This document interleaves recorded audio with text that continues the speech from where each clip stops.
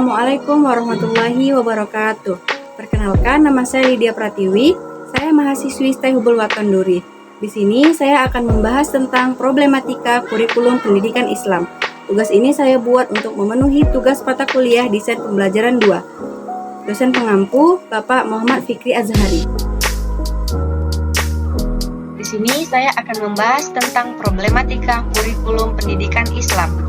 Tugas ini saya buat untuk memenuhi tugas mata kuliah Desain Pembelajaran 2. Kita masuk ke slide selanjutnya. Di sini kita akan membahas tentang yang pertama, kurikulum pendidikan Islam, yang kedua, komponen-komponen kurikulum, yang ketiga, problematika kurikulum pendidikan Islam.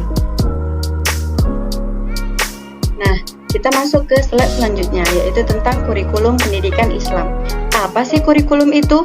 Kurikulum berasal dari bahasa Yunani, yakni dari kata kurir, yang artinya pelari. Kata kurir artinya tempat berpacu. Kurikulum diartikan jarak yang ditempuh oleh seorang pelari. Kurikulum dapat diartikan sejumlah mata pelajaran yang harus ditempuh oleh siswa atau murid untuk mendapatkan ijazah. Rumusan kurikulum tersebut mengandung makna bahwa isi kurikulum tidak lain adalah sejumlah mata pelajaran atau subjek matter yang harus dikuasai agar siswa memperoleh ijazah. Kurikulum pendidikan Islam adalah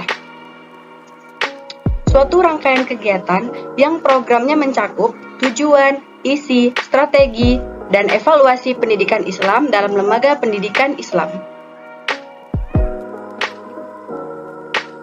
Nah, kita masuk ke slide selanjutnya, yaitu tentang komponen kurikulum. Di sini komponen kurikulum ada 4. Yang pertama, komponen tujuan. Dalam komponen tujuan ini ada tingkatan-tingkatan tujuan, di mana antara yang satu dengan yang lainnya merupakan suatu kesatuan. Kurikulum suatu sekolah mempunyai 2 tujuan. Yang pertama, tujuan yang ingin dicapai secara menyeluruh, dan yang kedua, tujuan yang ingin dicapai dalam setiap bidang studi. 2. Komponen materi atau isi dan struktur program. Isi kurikulum yang berlaku saat ini berisi pencapaian target yang jelas, materi standar hasil belajar, dan prosedur pelaksanaan pembelajaran. Sedangkan struktur program pendidikannya terdiri dari program inti, lokal, ekstrakurikuler, dan kepribadian. Yang ketiga, komponen strategi. Strategi pelaksanaan suatu kurikulum tergambar dari cara yang ditempuh di dalam melaksanakan pengajaran. Cara ini di dalam mengadakan penilaian dan melaksanakan bimbingan dan penyuluhan serta cara mengatur kegiatan sekolah secara keseluruhan.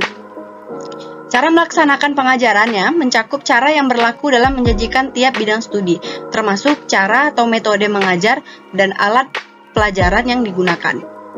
Keempat, komponen evaluasi.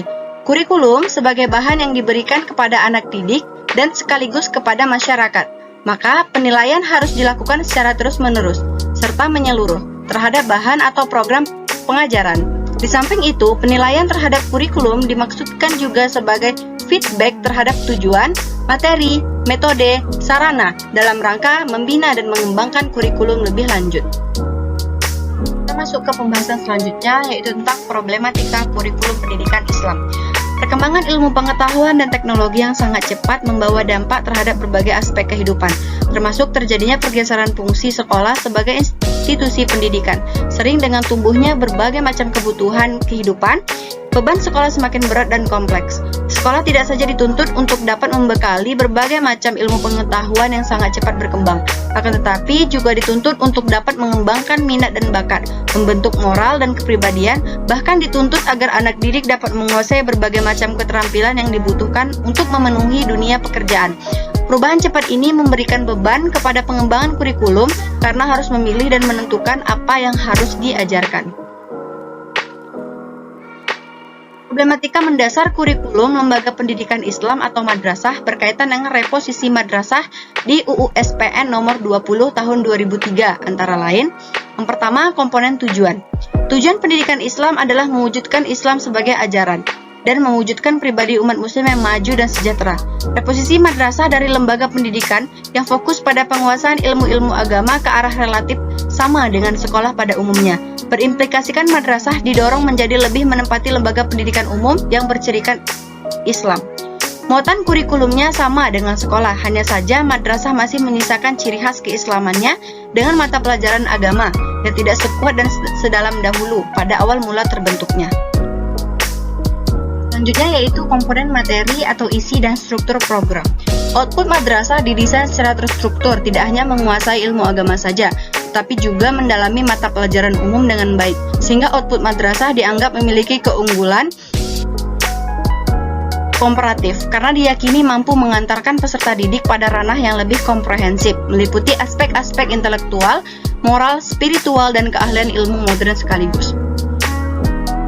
Problematika yang ditemukan di lapangan adalah materi pendidikan di madrasah dipandang belum membangun sikap kritis, masih terbatas pada masalah-masalah keagamaan, serta tidak memiliki kepedulian terhadap perkembangan ilmu-ilmu umum, baik ilmu sosial maupun ilmu alam.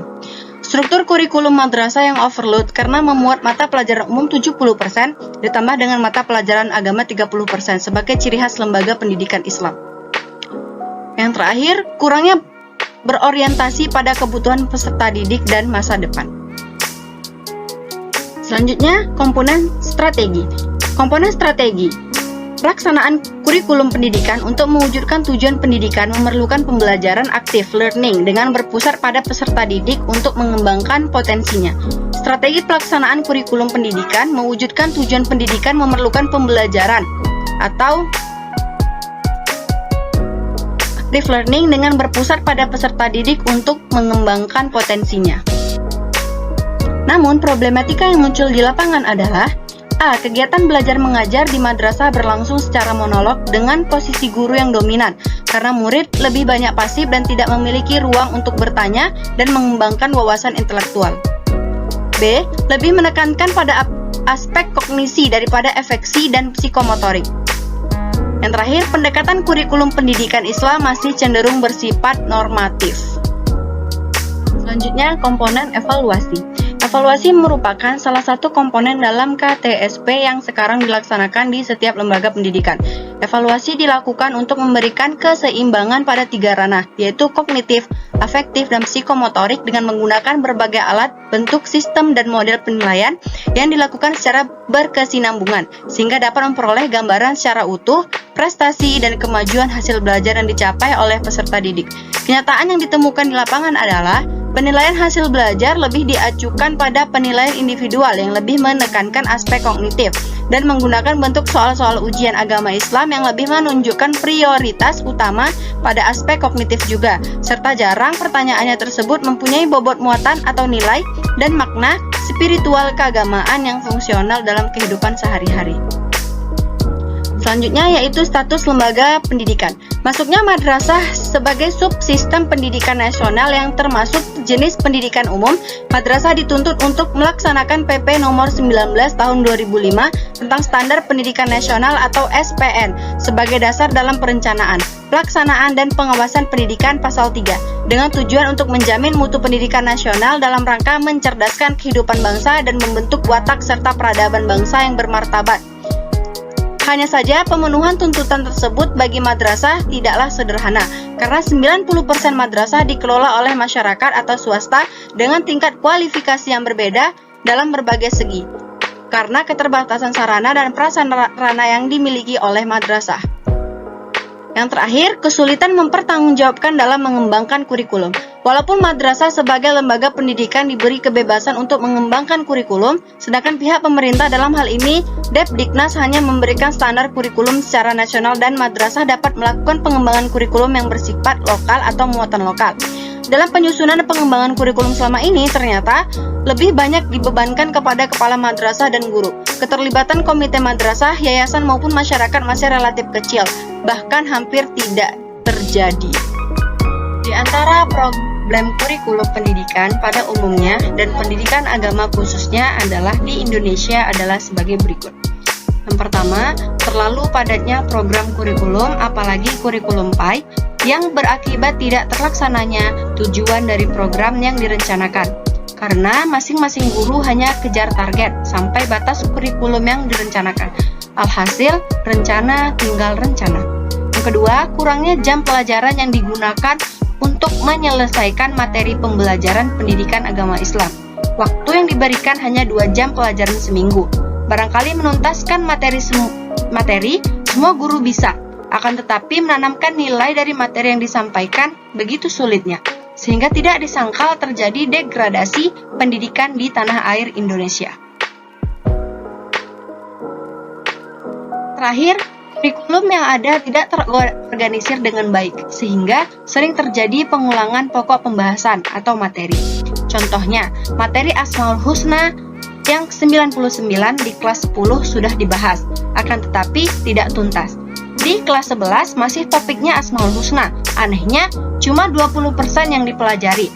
Maka dari permasalahan di atas, sepantasnya seluruh unsur yang terlibat dalam komponen kurikulum, pihak terkait yang menjadi perumus kurikulum sangat butuh kerjasamanya dalam mengevaluasi kurikulum yang telah diberlakukan di tanah air, agar tujuan pendidikan umumnya dan pendidikan Islam khususnya tercapai dengan maksimal. Mudah-mudahan semua permasalahan ini cepat ditindaklanjuti.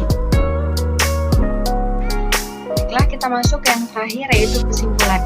Pendidikan Islam adalah usaha sadar manusia yang dilakukan pendidik kepada peserta didik untuk mengembangkan potensi peserta didik, baik jasmani dan rohani, agar menjadi manusia yang mandiri dan dapat berkarya di masyarakat. Untuk merealisasikan tujuan pendidikan, diperlukan perencanaan penyusunan kurikulum, karena kurikulum adalah alat penting untuk mencapai tujuan pendidikan.